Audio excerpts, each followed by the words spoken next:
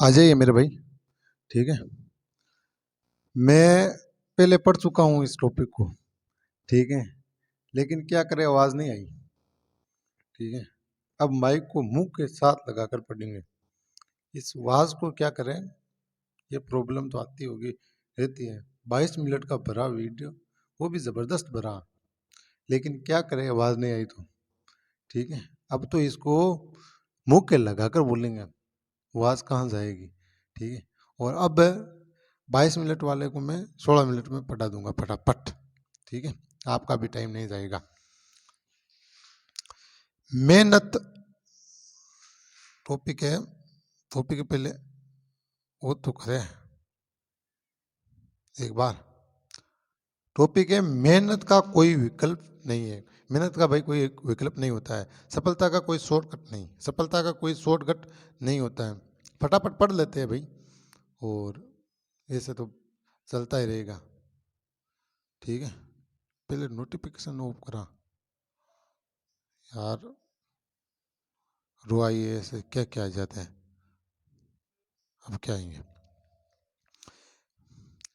कर्म करने वाले लोगों में शामिल हो, क्योंकि उनकी संख्या को संख्या कम होने के कारण प्रतियोगिता बहुत कम है और आपकी सफलता के अवसर ज़्यादा है। किसी लेखक की ये उक्ति यूपीएससी की सिविल सेवा परीक्षा के अभ्यर्थियों पर काफ़ी सटीक बैठती है। कठिन परिश्रम और अध्यवसाय का कोई विकल्प नहीं है, और इसी तरह सफलता का कोई शॉर्टकट या तय फॉर्मूला नहीं है। भाई मैथ की तरह आपको फॉर्मूला सफलता के लिए इसमें नहीं मिलेगा। इसमें मिलेगा तो आपको कठिन परिश्रम ही मिलेगा। तो कठिन परिश्रम कीजिए, सफलता अपने आप आपको मिल जाएगी, आपके हाथ लग जाएगी। ठीक है। और हम तो सॉफ्टवेयर वीडियो बनाएंगे तो 22 मिनट वाले को 11 मिनट में करें तब अच्छा लगेगा। ठीक है। कुछ लोग मेहनत से जी चुराने के लिए या अन्य कारणों से परिस्थितियों को दोष देने लगते हैं। परिस्थितियों को दोष देना नहीं चाहिए भाई। ठीक है। आप ना तो संसाधनों की कमी से डरे और ना ही परिस्थितियों को दोष देने की आदत विकसित करें। ठीक है। ठीक है। संसाधनों की कमी से ना डरे। आजकल संसाधन बहुत है, यूट्यूब भरा पड़ा है। ठीक है। लाख लाख वाले कोचिंग नाम पर तो ये ढोंग है। यूपीएस यूट्यूब यूनिवर्सिटी पर तो इतना पढ़ाया हुआ है, कोई टॉपिक नहीं है। प्लेलिस्ट बनाई हुई है 300 600 वीडियो की। कम है क्या? कोई टॉपिक छोड़ा नहीं है। छूट भी गया तो आप रिसर्च कर दो, एक दो पॉइंट पे रिसर्च करो तो कोई बड़ी बात नहीं है मेरे भाई। आप युवाएं और सकारात्मक ऊर्जा से भरपूर हैं तथा सशक्त और सक्षम समाज एवं राष्ट्र के निर्माण में काफ़ी बड़ी भूमिका है। अंग्रेजी के कवि R.W. एमरसन ने लिखा भी है। अरे अंग्रेजी भी पढ़नी पड़ेगी अब। अंग्रेजी में बहुत अच्छा था, 95% आया मेरा। ठीक है। अभी भी बहुत अच्छा हूँ, पढ़ता नहीं हूँ अंग्रेजी, कम पढ़ता हूँ। ब्रो मेन हो वर्क वाइल अदर स्लीप, हो डेयर वाइल अदर फ्लाई। अर्थात एक अर्थ है ब्रेवियन बहादुर। ठीक है। बहादुर आदमी जो काम दूसरे सोते तो काम करता है और दूसरे उड़ते हैं तो वो साहस भरता है, हिम्मत करता है। मतलब उनको देखकर डेर यानी हिम्मत होता है, फ्लाई यानी उड़ना हुआ है। दूसरे जब उड़ते हैं ना तब वो साहस भरता है, हिम्मत भरता है। The build a nations pillar deep and lift them to the sky. हो राष्ट्र के निर्माण के पिलर को गहराइयों तक बनाता है। ठीक है। डीप एन गहराई हुए, पिलर एन स्तंभ हुए, नेशन एन राष्ट्र होता है, बिल्ड एन बनाना हुआ है। And lift them to the sky, हो आकाश तक उसको उठाते हैं। ठीक है। राइटिंग राइटिंग प्रैक्टिस में आलस्य ना करें। मेरे दोस्त बहुत से राइटिंग प्रैक्टिस में बहुत आलस्य करते हैं, उन्हें आलस्य नहीं करना चाहिए। ठीक है। पढ़ने के साथ साथ लिखना और चर्चा करना भी ज़रूरी है। कुछ अभ्यर्थी को मैंने देखा है कि उनकी पढ़ाई का स्तर भी अच्छा है और वे अच्छा लिख भी सकते हैं, पर वह अक्सर लिखने से कतराते हैं। अरे भाई, लिखने से कतराओगे तो नहीं बनोगे। आईएएस आईएएस बनना है तो लिखते चले जाओ, लिखो। क्यों? कोई भी योजना चलती है तो जनता तक पहुंचाता है एक ब्यूरोक्रेट से है, उनके लिखने का ही काम होता है हमेशा ही। कतराओगे तो तुम जिम्मेदारी कैसे निभाओगे मेरे भाइयों? जिम्मेदारी निभाओगे, निभाना है तो मत कतराइए, लिखिए। ठीक है।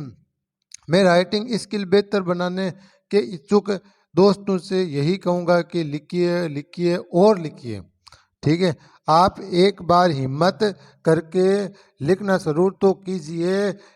किसी भी काम को शुरू करना ही सबसे ज़्यादा मुश्किल होता है, लेकिन अभ्यास शुरू करने के बाद धीरे धीरे आप पाएंगे कि उत्तर लेखन में आपका आत्मविश्वास बढ़ने लगा है। उत्तर लेखन के लिए सबसे ज़्यादा आवश्यक चीज़ आत्मविश्वास है, जो लिखने से ही आता है। आत्मविश्वास लिखने से आता है। हमने अच्छे लिखा है, ये ऐसे लिखूंगा, ऐसे मेहनत करने से ऐसा लिखना लिखेंगे हम, धीरे धीरे हम कवि बन जाएंगे, लेखक बन जाएंगे। मैंने लिखना शुरू किया, मैं आज कवि बन गया, लेखक बन गया। अच्छा, मेरा आज 56 कविता मैंने लिख ली। कभी मौका मिलेगा तो मैं सुनाऊंगा, इस किताब की सुनाऊंगा पहले तो आपको, और फिर अपनी भी टाइम मिलेगा तो धीरे धीरे आपकी गलतियों में सुधार होने लगेगा और मुख्य परीक्षा आने तक आपके उत्तरों की क्वालिटी बेहतर हो जाएगी। मैं अभ्यर्थियों को लेखन कौशल इंप्रूव करने का एक मंत्र देता हूं। आप सामान्य अध्ययन के उत्तर लेखन अभ्यास के अलावा एक काम और करें। हर हफ्ते एक निबंध और 2 केस स्टडी लिखने की प्रैक्टिस जरूर करें, वे भी बगैर लाइनों वाले ब्लैक सफ़ेद पेज पर। यूपीएससी की परीक्षा में भी उत्तर बिना रेखाओं वाले खाली पेज पर ही लिखने होते हैं। यदि आपने हर हफ्ते ये काम कर लिया तो आपको फिर कभी लेखन अभ्यास से दूर भागने की ज़रूरत नहीं पड़ेगी और आप भरपूर आत्मविश्वास के साथ मुख्य परीक्षा लिखेंगे। विस्तृत जानकारी के लिए इसी पुस्तक का एक अन्य अध्याय उत्कृष्ट लेखन कौशल सफलता का आधार पढ़ें।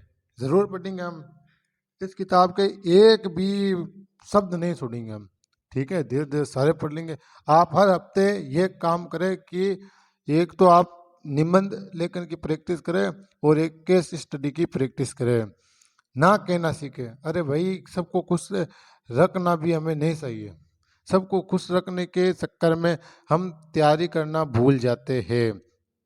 तैयारी की श्रम साध्य प्रक्रिया के दौरान अक्सर हम बिना काम के व्यस्त रहते हैं, जिसका एक कारण होता है सबको खुश करने की कोशिश में लगे रहना। ठीक है, फोटो को नीचे कर लेते हैं। इतने खूबसूरत भी नहीं है हम जितना बनते हैं।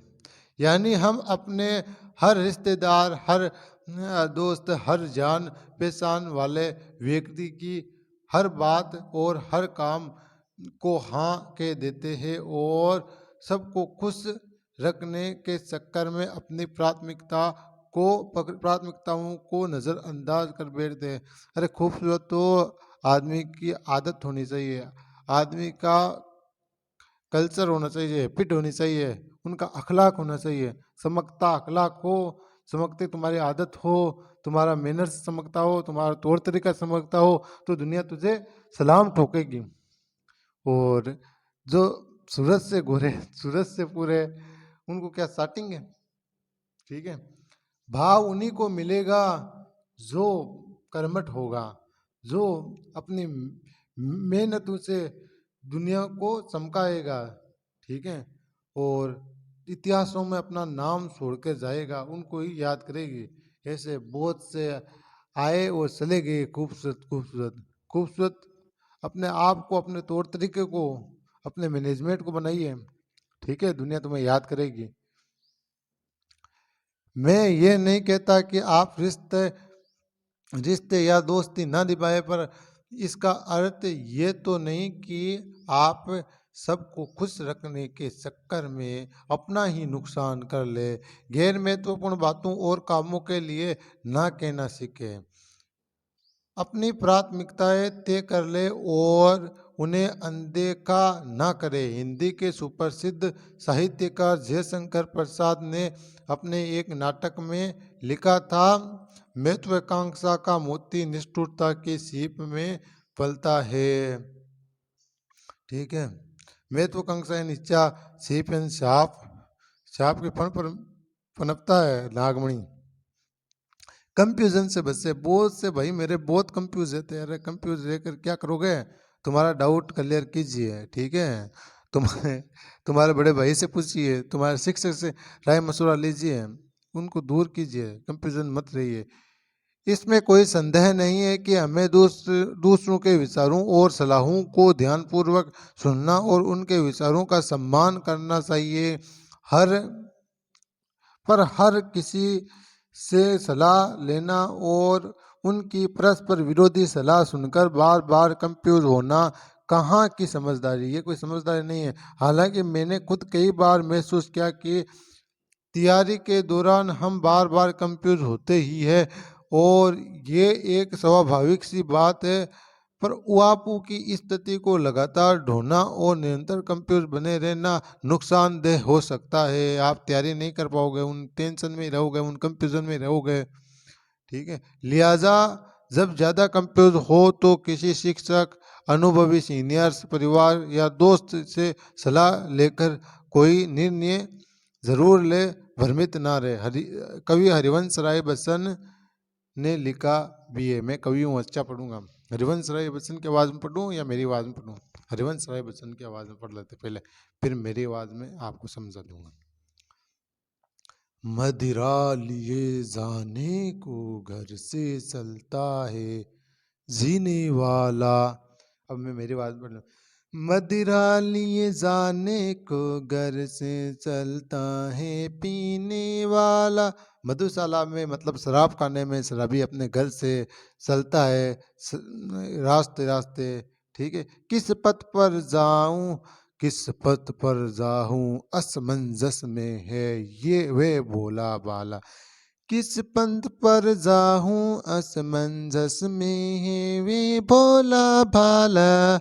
मतलब उसको पता नहीं है किस रास्ते जाने से हमें मधुशाला मिलेगा। ठीक है, और हम एक शराब की बोतल ले आएंगे, वो असमंजस में है।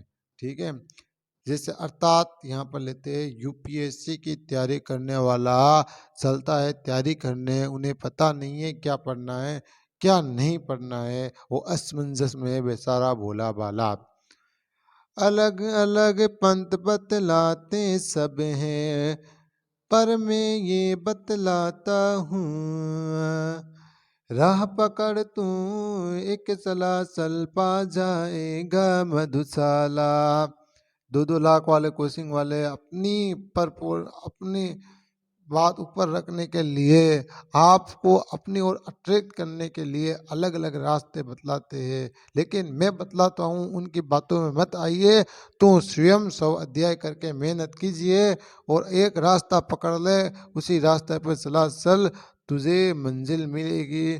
तू एक, मैं अपनी शायरी मेरी तैयार तो नहीं की हुई है, मन से बोलता हूँ। तू भी है यूपीएससी कैंडिडेट, तू भी चल चल अपने राह पर, तू भी चल चल अपनी राह पर, मिल जाएगी तुझे मंजिल, मिल जाएगी तुझे मंजिल। मेरे प्यारे ये मैं तुझको बतलाता हूँ, मेरे प्यारे मैं तुझको ये बतलाता हूँ।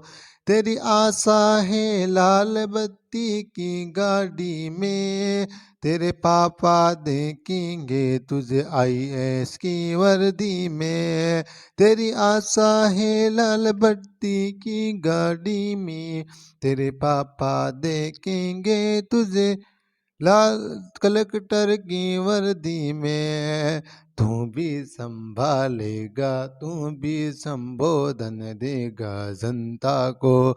नो मेरे कलेक्टर बाबू आ, मेरे कलेक्टर बाबू बन जासी एक दिन यूपीएससी वाली साला, बन जासी एक दिन यूपीएससी साला।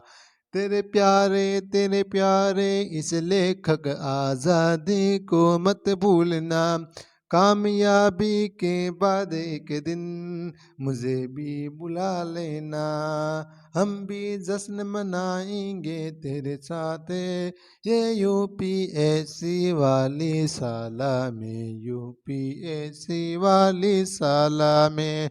जय हिंद, जय भारत।